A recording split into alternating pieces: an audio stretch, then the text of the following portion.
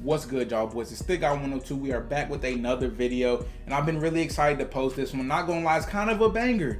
We kind of hyped it up in the end of the last video. We're playing against the 7-4 Jets, which is honestly a really good record considering he is playing with the Jets. It's probably super hard to win consistently. So much kudos to him. Appreciate him staying active, because in every other franchise, when somebody played with the Jets, they didn't last long. They got up out of there. Not gonna lie, but anyways, man, in the background we got a couple of upgrades. We got one for Rieger, and then we got one for Brandon Brooks. The Rieger one isn't that important. He doesn't play much for us. He's our third receiver, so he doesn't get on the field too much. Most of the time he's on the sideline over there chilling with me, because this franchise, I'm not coming out in too many 3 receiver sets. Usually just 2 receivers, 2 tight ends for the most part. But anyways, man, my game plan coming into this game, I was gonna run a lot of man coverage, kind of like I did the Lions game. Just I felt like his receiving core was just completely inferior to my DBs. I thought Marlon Humphrey, Steven Nelson, Devontae Maddox, Darius Slay would be able to make plays. But not gonna lie, Marlon Humphrey was having himself a tough day. That along with the dropped interceptions, as again, I feel like that's 2 picks McLeod should have had within like 3 plays. On 2nd and 6, he hands it off to Fournette, which I honestly don't know how he got him, because it seems like he still has most of his weapons.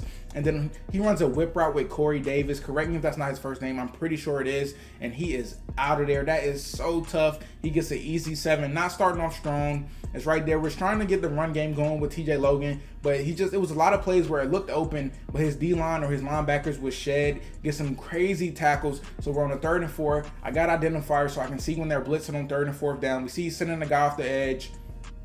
So we just block our running back as well. We pick up the pressure half all day. He follows the end route for a little too long. So we hit my boy Watkins. Terrible stick work by me. We should have stayed to the outside. We try to run the RPO with Hurts. He's all over it. On 3rd and 11, I'm like, this looks like a set I can run on. I take a chance. I gamble. We hand it off to TJ Logan, and you just got to give it to your superstar sometimes. He goes and gets us the 1st down. We hurry it up, and once again, I'm just having a lot of routes where I'm making him choose, because not only are users slow, he's using a linebacker, which I don't ever condone that. They're so slow. So we just cook them, get the easy touchdown to Watkins to the crib. Yes, sir. Right there, we're just getting dotted. I'm not gonna lie. This man was he was making some crazy reads, not including that one. As I say that, I think I jinxed him. Commentators curse as he throws pretty much what should have been an easy book, but it is what it is. We send the dogs on 2nd, 3rd and 10. Everything's in a snuggie. He tries the user. Give me those. We finally get our pick that we've been trying. We try to get a little sticky. Honestly, probably did way too much.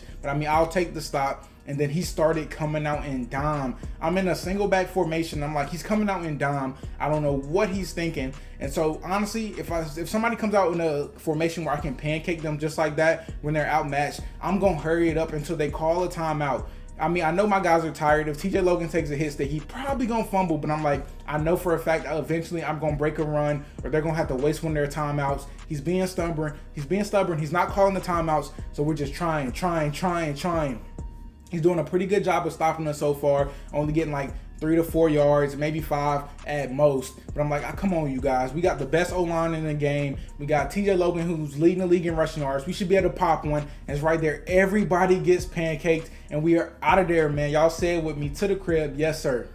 He gets the ball back. We're up a stop. We're up a possession. So honestly, my goal right now is to go into the 2nd half with the lead, knowing we're going to get ball back, whether that be a 3-point lead. Honestly, I'll take a 1-point lead. It is what it is. On 2nd and 10, my defense is starting to lock up. Not going to lie, this man coverage has been giving them problems. We go get the user sack ourselves. And on 3rd and 12, terrible user by me. There's no way I should ever guard the underneath route right there, especially because Darius Slay had him bagged. That's my fault. I left Steven Nelson on the island. He's kind of the weakest link so far in the secondary. On 3rd and 5, my guy running man was all the way to the other side. I should have went to get the running back as soon as I noticed that, so he gets an easy 1st down. And right here, 94 speed Maddox. I probably should have went for the interception. I feel like I was close enough to get an animation, but I didn't trust it. I wanted to get a tackle, maybe get him to knock the ball out. We don't. He gets the easy touchdown, and right there, that honestly should have been a pick 6. His defender just did not react to the ball at all. It was an illegal man downfield, so I just went ahead and went down. Didn't want to take no chances of getting hit stick or anything. And on 3rd and 11, Andy Isabella makes up for it. He gets us the 1st down. And once again, he decides to take over this drive. We cook up the cover 3 beater. That is a perfect ball placement. Pause by Jalen Hurts to the crib. Yes, sir. And right there, we were this close to getting an interception. I feel like I played it a little too far underneath. And right here, he was throwing the absolute book. We get pressure at the worst time. Ball don't lie though, because that's the very next play we should have another pick. And honestly, at this point, that's just my number one complaint about Madden 22 is the drop picks and that you can't get, like, your contains don't work consistently. Defense, I feel like it wouldn't be that bad if you both of those were some right things. You actually get your stops when you get them. It is what it is, though. I feel like they're just not going to fix it at this point. We're just going to have to deal with it for the entire year, so we just got to get used to it. And on 3rd and 2, we're trying to cook up a dot because he's been playing pretty good defense. I see he's on that linebacker. If he was on the safety, not gonna lie, I wouldn't have thrown that because they might have been able to play that. But being on the linebacker, I'm throwing that 10 out of 10 times. We throw a dot on 2nd and 10. We got 20 seconds left. I'm trying to make something happen. We see him coming back, but Hurts just cannot make the throw. I took off Roman Deadeye. I gotta put that back on because we would have been pretty much guaranteed a touchdown at this point because we know we got red zone dots. But we don't, so we take our 3. We got a 3-point lead. Like I said, that's my goal. I just wanted the lead. No one, we got ball back at half. Right there, we go back to the RPO. Hurts is finally been able to get loose. I'm trying to get a little too sticky. Andy Isabella should have made that block though. I'm not gonna lie. Hurts gets his head taken off, and that's the thing about him. He won't fumble when he gets hit stick, but if he gets ankle tackled, he's liable to give up the ball. TJ Logan is tired of not getting his shine, so we hand it off to him and he takes it all the way. That 93 speed fully showed right there. Now we're up 10 points, and honestly, we're just playing the outscore game. Defense really doesn't matter as much because he can't stop our offense so far. He really hasn't gotten close. He's held us to maybe 1 or 2 4th downs, but that's about it. He never made me feel pressured about scoring at any point. So now I'm just like one stop ends the game, or honestly, we just got to make him take as much time to get down the field. No quick touchdowns. Make him run his clock out. You guys see he's kind of hurrying it up now. He hadn't done that before. And I mean, he had no fear. If he thought something was open, he was going to throw it. And that's honestly sometimes how you got to play. He breaks the hit stick and he gets so many yards right there. And we get a crazy shoestring tackle and he throws it right at my user and no animation. That was literally the game right there. But now we're still in a dogfight. He still has a 3-point lead. I'm trying my hardest. You guys see, I'm in this single back formation because he's still coming out in this dime. He didn't learn his lesson from the first half. And I'm like, come on now. We're gonna make something happen. We make one person miss. We're running out of time in the 3rd quarter, which is worrying me because, you know, we're going to go into the 4th and he will be able to change up his defense. So I'm trying to hurry it up, trying to hopefully break something for at least 20, 30 yards. Make him pay for coming out in dime. You just can't do it. It's not Madden 20. You can't do this anymore. We hand it off again. TJ Logan's going crazy. I try to get to the sideline, but his guy makes a tackle at the last second. We're in the 4th quarter. You know, 4 is up, man. 4 is up. This is where it really matters. And we're just trying not to choke away this game, trying not to throw an interception or anything like that. We're dropping it down because we want to stay in bounds and we also don't want to fumble, which is TJ Logan is kind of liable to do that. We dump it off to him underneath, hit him with a little whoop. Okay.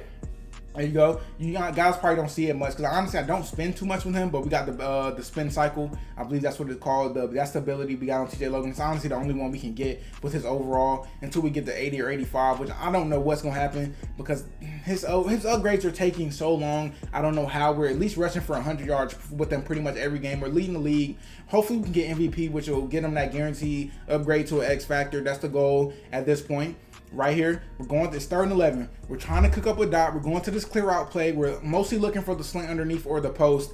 He plays the slant underneath. We throw the post. He clicks on. He pressed triangle way too early. Bad user by him.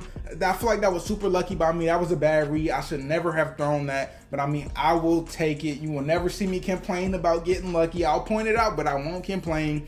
And I feel like he could have made the play there. He pressed triangle a little too early. You know Jalen Hurts floats the ball. He has like 2 throw power. So right here, he's trying to run. I don't know why. He's down 10 points. I'm like, you can have that every time. My D-line is super good. They go crazy. And then he cooks up a dot. Marlon Humphrey gets shook out his shoes. He's just having himself a long day. Right here, he run commits. And if you would have just held that one block, TJ Logan would be up there celebrating in the end zone right now. Come on, O-line. Sometimes I just don't feel how good this O-line is. We got the best O-line in the game, and you can't tell all the time. For some reason, my opponent's just not using his timeouts, and I mean, I'm completely fine with that. The game's over now. Pretty bad clock management on his part, not gonna lie. And that's something you just learn after playing Madden over and over. You know, I'm up 3. It's 2nd and 1. He still has a timeout left. He should have used all his 3 of his timeouts just to make sure. Maybe he could have got something lucky. You know, I was handing it off. He could have got a hit stick. But I mean, I will take it. That one was a really tough one. I did not expect going into this game that the Jets was going to make me work this hard. I know you guys probably would have never let me live it down if I would have lost to the Jets. Not going to lie, I would have never let myself live it down. But that was a GG's to my opponent. Really good game. You know, they're fighting for it. They're fighting to make it into the playoffs. The AFC side is pretty competitive. It's kind of even this year. You know, last franchise, the NFC was just like way ahead of them. I feel like the NFC is kind of top heavy. You know, we have the top maybe 3 teams in the franchise, and the rest is just kind of midway, bottom of the barrel. And then the AFC pretty much fills up that middle. But yeah, man, again, that was a super good game. Next up, we just got some upgrades for the team, some stuff like that. So I think a little media day, and then at the very beginning of the next video, we're gonna have the mid-season update. We're gonna be on week 14, my bye week. Then after that, we're going up against the Washington football team. So yeah, like I said, we got the mid-season update. You guys want to see all those stats, the standings, who's leading the league in passing, rushing, you know, whatever. Just make sure you tune into the very beginning of the next video. Love you guys. Appreciate all the support, and I will see you there. I'm out. Yes, sir.